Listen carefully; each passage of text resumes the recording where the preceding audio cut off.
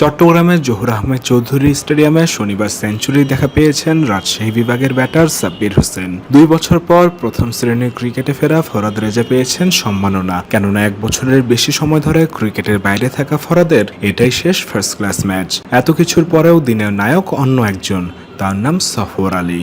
সিলেটের পেসার ইবাদত, খালেদ, রাজা, তানজিম সাকিব, রাহিদের ভিড়ে যাকে মাঠের বাইরেই কাটাতে হয় পুরোটা সময়। সিলেট চ্যাম্পিয়ন হওয়ায় ইবাদত, খালেদ, রাজারা রেস্টে। ম্যাচ খেলার সুযোগ পেয়েই সফর নিয়েছেন 5 উইকেট। অথচ এই বলার গত বছরে 1 ম্যাচ খেলার পর এই ম্যাচেই নামলেন প্রথমবার। নিজেও জানেন একটাই সুযোগ আসবে, কাজে লাগাতে হবে সেটাই। আলহামদুলিল্লাহ, অনুভূতি তো অনেক ভালো। টার্গেট ছিল, কালকে রাত থেকেই প্ল্যান করতেছিলাম।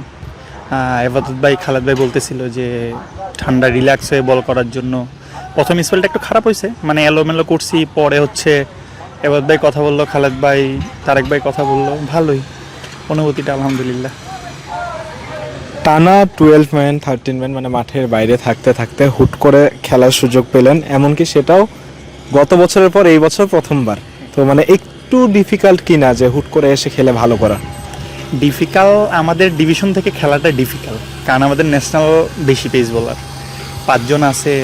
এখন ওদেরকে ভালো করতে হলে, মানে ওদেরকে টপকায় যদি খেলতে হয়, আমাকে ভালোই করতে হবে, এছাড়া কোনো কিছুর ওয়ে নেই। বাট খেলছি আলহামদুলিল্লাহ, সুযোগ আসছে, 5টা পাইছি আল্লাহর রহমতে, আলহামদুলিল্লাহ। বাট এইখানে তো সন্তুষ্ট হওয়ার মতো আসলে তেমন কিছু নাই বোধহয়। সন্তুষ্ট বলতে কি, অল্পতে খুশি হয়ে গেলেই সমস্যা। আল্লাহ আজকে দিছে, আগামীতে যদি দেয় আলহামদুলিল্লাহ। এমন একটা আজকে আমার ডেটা গেছে, সকালে আমি খারাপ করছি, পরবর্তীতে আমার ডেটা হয়েছে আলহামদুলিল্লাহ। এখন চিন্তা করবো যদি খেলি সামনে, মানে এখন তো সেকেন্ড ইনিংস আছে, সেকেন্ড ইনিংসটা ভালো করার জন্য। আপনার বোলিংয়ের স্ট্রং জোন আপনি নিজে কোনটা মনে করেন আসলে? স্ট্রং জোন বলতে কি, আমার হচ্ছে আমি মেইনলি আউটসুইং বল হয় আমার।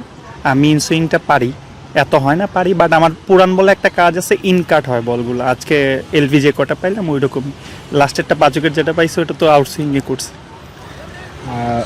2 নম্বর জার্সির গল্পটা একটু জানতে চাই। 2 নম্বর জার্সি মূলত যখন খেলা শুরু হয় তার আগে থেকে মাসাইবার খেলা দেখতাম, মানে পেস বোলারদের তো দেখতাম, কিন্তু মাসাইবার ভালো লাগতো। এইখান থেকে 2 নম্বরটা নিয়ে আমি এজ লেভেল খেলছি। এজ লেভেল খেলার পরে প্রথমবার যখন ঢাকা ফার্স্ট ডিভিশন খেলি, পারফর্ম করার পরে আমি ক্যাম্প করছি। আমি 17 থেকে ক্যাম্প করতেছি এনসিএল। তো পরে 2019-এ একবার সুযোগ আসছিল, তখন আমি সিটি ক্লাবে খেলে আমার আঙুল ভেঙে গেছিলো। রাজিন ভাই কল দিছিল, তো বলছিল খেলার জন্য। বললাম যে ভাই এরকম এরকম, তো ওই বছর আর সুযোগ হয়নি। সুযোগ আস্তে আস্তে 2023-এ আসছে। 1 ম্যাচ খেলছি বগুড়ায়, আর এইটা সেকেন্ড ম্যাচ আমার আজকে। তাহি ভাই একটা কথা বলে যে যখনই বোলিং করবি রিল্যাক্স হয়ে বল করবি, বেশি ট্রাই করবি পুরান বলে বল করার জন্য, কারণ নতুন বলে তুই 1টা 2টা পাবি, পুরান বলেই বেশি পাবি। আজকে এটা কিন্তু সত্যি যে আজকে আমি কিন্তু লাস্ট 4টা উইকেটে বেশি পুরান বলে। এটাই আর কি, যে খেললে আর কি চাই যে পারফর্ম করতে, বাকি তো সব আল্লাহর হাতে। ভাই যখন ওই যে ভিতরে গেল 12 ম্যান, আমার তো সকালে বললাম একটু এলোমেলো হইতেছিল, তো ভাই যে কথা বললাম, আরে মোটিভেশন কিছু কথা বললো, একটা ভুল হইতেছিল, ভুলটা ভাই দেখাই দিল যে এটা করিস না, তাইলেই হবে। এটা করিনি, হয়েছে। মাঠের বাইরে ভাই বলতেছিল দেখছিস আমি বলে আসছি, তারপরে হইলে ওইটাই আর কি। ভাই বলতেছিল যে অ্যাগ্রেসিভ রাইখা, যে ওই যে আমার নবল হইতেছিল, তো ওই একটা নিয়ে ভাই বলতেছিল যে নিচে তাকাইস না, সামনের দিকে তাকা, যা মন চায় করতে থাক, নবল হোক সমস্যা নেই, নবল হইতেই পারে। সফরদের বড় প্রাপ্তি হলো তাদের চোখে চোখে রাখেন এমন সব সিনিয়ররা যারা কিনা লাল বলে দেশের ক্রিকেটেরই অন্যতম ভরসা। ইবাদত, খালেদরা ভুল ধরিয়ে দিচ্ছেন, সাহস যোগাচ্ছেন, সফররাও দিচ্ছেন সামর্থ্যের প্রমাণ। সে কারণে লম্বা সময় পর খেলতে নামলেও তারা ভালো করেন। যে কোনো সময়ে খেলার জন্য সব সময়ই প্রস্তুত থাকেন। এমনকি আবার কবে খেলবেন তা না জানলেও ইতিবাচক মনোভাব নিয়েই একটা দিন পার করেন। কারণ একটাই, সফর জানেন দলের বাকি যারা শেখার জন্য তাদের চেয়ে ভালো আর কেউই হতে পারে না। চট্টগ্রাম থেকে উৎস মাহমুদ, বিডি ক্রিক টাইম।